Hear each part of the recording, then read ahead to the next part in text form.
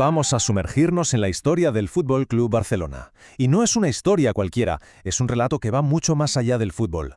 Hablamos de identidad, de una filosofía única y, sobre todo, de supervivencia. Es una buena pregunta, ¿verdad? ¿Qué es lo que de verdad define a un club? ¿Son los títulos que se acumulan en las vitrinas o es algo más profundo, algo que tiene que ver con sus orígenes? Vamos a intentar responder a eso. Y es que la historia del Barça es justo eso. Es la crónica de cómo encontró una identidad que lo hizo único en el mundo, cómo estuvo a puntito de perderla y cómo ahora mismo está en plena lucha por recuperarla. Es, en cierto modo, una lección sobre lo peligroso que es alejarse de los valores y cómo a veces la única salvación es volver a ellos. Venga, pues vamos al lío. Para entenderlo todo, tenemos que viajar en el tiempo, hasta finales del siglo XIX. Ahí, en los mismos cimientos del club, es donde se forjó su ADN. Todo empieza, fijaos, en 1899. Un suizo, Hans Hamper, pone un anuncio en un periódico, Los Deportes, buscando gente para montar un equipo de fútbol. Así de simple. Y la cosa funcionó. Para 1902 ya estaban ganando su primer trofeo y en 1909 el club ya tenía su primer estadio en propiedad. Crecieron rapidísimo. Pero claro, el Barça nunca fue solo un equipo de fútbol. El escritor Manuel Vázquez Montalbán lo definió a la perfección: el ejército desarmado de Cataluña. Se convirtió en un símbolo potentísimo de la identidad y la cultura catalanas. Y esa identificación con Cataluña tuvo consecuencias trágicas durante la Guerra Civil. En el 36, el presidente del club, Josep Sunyol, que además era un político independentista, fue asesinado. Este hecho fue un punto de inflexión. Sunyol se convirtió en el presidente mártir y el club en un símbolo de la represión política. La represión se hizo evidente de muchas formas. Bajo el régimen de Franco se obligó al club a castellanizar su nombre, de Fútbol Club Barcelona a Club de Fútbol Barcelona. Y no solo eso, fijaos en el escudo, le quitaron 2 de las 4 barras de la señera catalana. Fue un intento clarísimo de suprimir su identidad. Bueno, después de la guerra vino un periodo de recuperación. En los años 50, la gran estrella fue Ladislau Kubala, una figura clave. Pero en los 60 el club entró en una especie de bache, hasta que llegó alguien que lo iba a cambiar absolutamente todo. En 1973 aterriza en Barcelona como jugador un tal Johan Cruyff. Y con él trae una idea revolucionaria desde Holanda: el fútbol total. ¿Qué era esto? Pues, en esencia, un sistema superfluido donde cualquiera podía ocupar la posición de otro. Algo que exigía una técnica y una inteligencia táctica brutales. Pero el verdadero terremoto llegó años más tarde. Cuando Cruyff volvió en el 88, ya como entrenador, no vino a montar un equipo para ganar partidos y ya está. No. Vino a construir una ideología. Su misión era meter esa filosofía en las venas del club, desde el chaval más pequeño de la cantera hasta la estrella del primer equipo.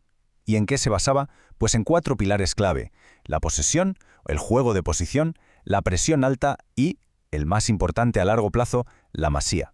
¿Y funcionó? ¡Vaya si funcionó! Esta filosofía dio vida al legendario Dream Team, un equipo que ganó 4 ligas seguidas y por fin en 1992 la tan ansiada primera Copa de Europa para el club, un hito histórico. Pero, ojo, el mayor legado de Cruyff no fueron las copas, fue la transformación de una institución que garantizaría el futuro del club, la Masia. Cruyff cogió la Masía, que era poco más que una residencia para jóvenes, y la convirtió en una auténtica fábrica de futbolistas pensantes. Lo clave es que todos, desde pequeños, se educaban en el mismo estilo de juego.